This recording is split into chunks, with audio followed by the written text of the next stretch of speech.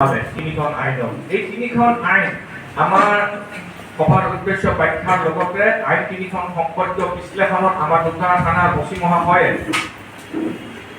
যিখিনি আমাক জনাইছে আইন তিনিখনত বহুত কথাই আছে তাৰে ভিতৰত সচৰাচৰ আমাৰ মাজত আমাৰ এই অঞ্চলত সংঘটিত হৈ থকা কিছু অপৰাধমূলক আইনৰ ধাৰাসমূহৰ বিষয়ে CID বিভাগৰ পৰা প্ৰস্তুত কৰি উলিওৱা বিজ্ঞাপনাখিনি আমাক অৱগত কৰাইছে।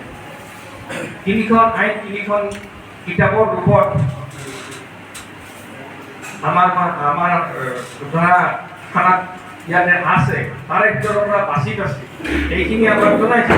এইখিনি যদিও সংক্ষেপে আমাক জনাইছে সেইখিনি কিছু দীঘলীয়া নিচিনা হৈছে।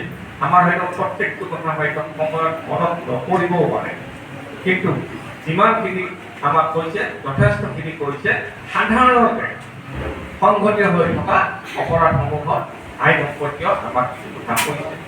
মই ভাবোঁ এই আইনখন আজি 1860 চন 1875 চন আৰু 1973 নে 72 চনত এই তিনিখন আইন আমাক তেতিয়া প্ৰস্তুত কৰা হৈছিলে। আজি 1860 চন 1875 চনত যদি কথা ভাবা হয় তেতিয়া ভাৰতবৰ্ষখন কেনেধৰণৰ আছিল? তেতিয়া ইংৰাজসকলৰ উপনিৱেশিকতাৰ কবলত আমি পৰি আছিলোঁ ভাৰতীয় নাগৰিক। সেই উপনিৱেশিকতা স্বাৰ্থতে তেওঁলোকে সেই আইনবিলাক প্ৰস্তুত কৰি থৈ দিছিল, ধাৰাবিলাক প্ৰস্তুত কৰাই থৈ দিছিলে। আৰু সেইখনকে আজি আমি 30 জুন 2024 চনলৈকে আমি মানি চলি আছিলোঁ ভাৰতবৰ্ষৰ সকলো ৰাজ্যে। এই কথাখিনিকে পৰ্যায়ক্ৰমে তেতিয়াৰ জীৱন ধাৰণৰ প্ৰণালী আৰু আজিৰ জীৱন ধাৰণৰ প্ৰণালী তেতিয়াৰ সময়ত অপৰাধেই কিন্তু একেই অপৰাধ, মাত্ৰ জীৱন ধাৰণৰ প্ৰণালী আৰু আমাৰ ভাৰতবৰ্ষৰ আমি ভাৰতীয়সকলৰ জীৱন ধাৰণৰ প্ৰণালী বেলেগ আছিল।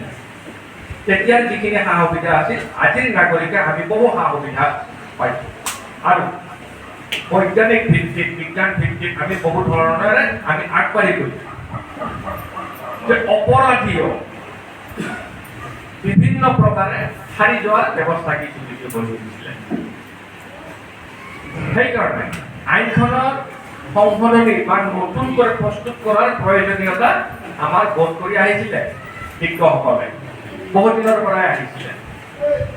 আৰু সেই কথাখিনিকে নিয়মৰ মাজেৰে পৰ্যায়ক্ৰমে আহি এটা সময়ত পূৰ্ণতা লাভ কৰিছে। এতিয়া প্ৰয়োগ কৰাৰ সময় নিৰ্ধাৰণ কৰিবলৈ সমগ্ৰ ভাৰতবৰ্ষতে এই আইন তিনিখন আমাক দিছে।